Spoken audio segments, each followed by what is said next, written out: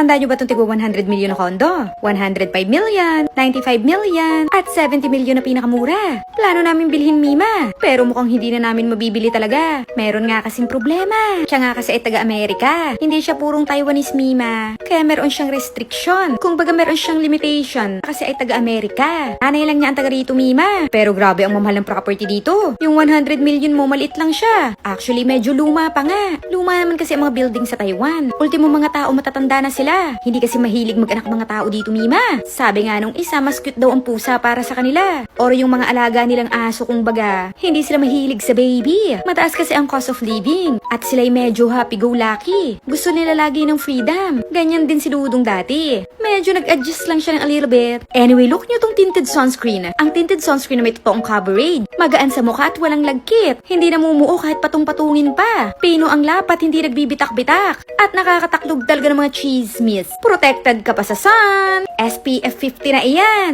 Oh, look nyo, no need foundation na. On the go ka na talaga.